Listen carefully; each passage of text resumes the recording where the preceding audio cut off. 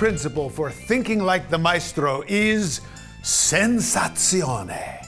We say this one with an upward flowing, lilting gesture.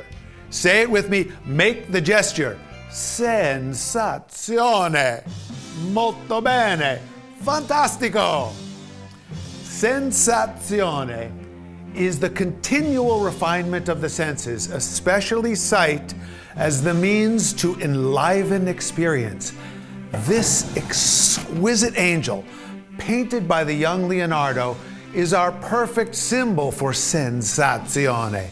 In 1475, Andrea del Verrocchio asked his apprentice, Leonardo da Vinci, to paint the angel in the lower corner of his painting, The Baptism of Christ. According to Vasari, when Verrocchio witnessed the magnificence of Leonardo's angel, he would never touch colors again. The romantic interpretation of this is that Verrocchio was so moved by his student's genius that he gave up painting.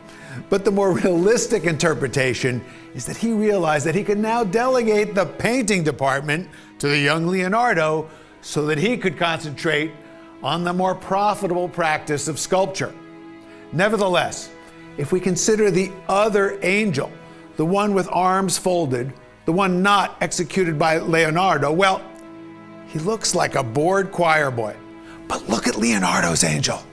He looks like he's witnessing a miracle, which is, after all, the theme of the painting. It was another genius, Einstein, who said, there are two ways to live your life. One is as though nothing is a miracle. The other is as though everything is a miracle.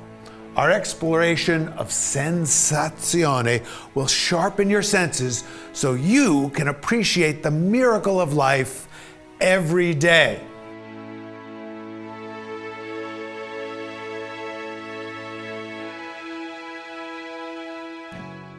You know how it's more difficult to see a photo that's a little out of focus or too dark or looks kind of blah because there's no contrast?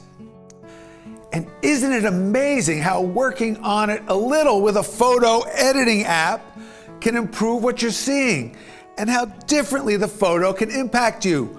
Richer, more vivid colors, bolder contrast, and refined focus. Well, that same kind of improved clarity is available for all your perceptions. Leonardo inspires us to refine our ability to see, hear, touch, taste, and smell. And as a result, you'll enliven all your experience. Children learn at an amazing pace because they're wildly curious, imaginative, and their senses are supercharged. Witness the wonder on a child's face as they see something for the first time, or as they watch something over and over as if each time is the first time. We can feel the joy emanating through a child's body as they stick their hands in the mud to make a mud pie or lick an ice cream cone with sprinkles. We're born to engage the world through a lively, radiant, rapturous attention. This is our birthright of genius, but as we grow older, we can fall into dull, mindless habit. 500 years ago in Tuscany, Leonardo wrote that the average person looks without seeing, listens without hearing, touches without feeling, eats without tasting, moves without physical awareness, inhales without awareness of odor or fragrance, and talks without thinking. And that was 500 years ago, before the Kardashians. Sensazione is Leonardo's compelling invitation for us to cultivate our senses every day and rejuvenate our ability to see things afresh, as children do and as geniuses do. Leonardo refined his senses throughout his life like an Olympic athlete trains his body for competition. The greatness of his artistic and scientific renderings was a reflection of his masterful ability to observe, or as he put it, saper vedere, Latin for knowing how to see. His vision was so sharp, it was like a superpower. In his drawing of birds in flight, for example, he recorded the movement of feathers and wings with such fine detail that their accuracy could not be fully confirmed until the invention of slow motion filming. His penetrating gaze allowed him to capture exquisite and unprecedented subtleties of everything in his view, from human expression to anatomy to rock formations and landscapes. For Leonardo, the eye was truly the window to the soul, as he emphasized, the chief means whereby the understanding may most fully and abundantly appreciate the infinite works of nature. For Leonardo, vision was supreme, and painting, therefore, the greatest discipline. Hearing and music came next.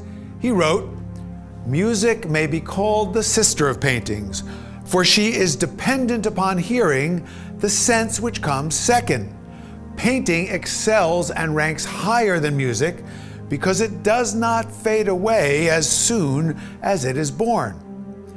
His assessment might have been somewhat different today, thanks to the genius of Thomas Edison, who invented the first of many ways to record and keep music from fading away. But it's easy to understand why Leonardo so highly prioritized sight and painting, and he worked to refine all of his senses.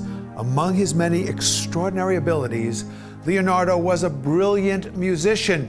He was a popular guest at his patrons' palaces because all enjoyed his talents on the flute, lute, and as a singer. Leonardo's sensory acuity was further enhanced by his practice of wearing the best clothes he could afford, savoring the feel of fine velvets and silks. He was also passionate about the culinary arts, creating the concept of small, healthy, exquisitely sculpted portions of food for banquets.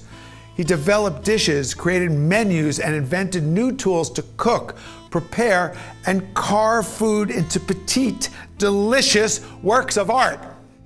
Leonardo's studio was always filled with the scent of flowers and perfumes. His favorite aroma was a combination of rose and lavender. He arranged to have musical accompaniment while he painted.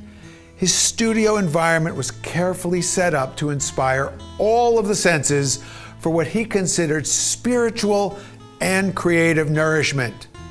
Our senses are, as Leonardo counsels, the ministers of the soul and the keys to appreciating beauty and elevating our creativity and quality of life.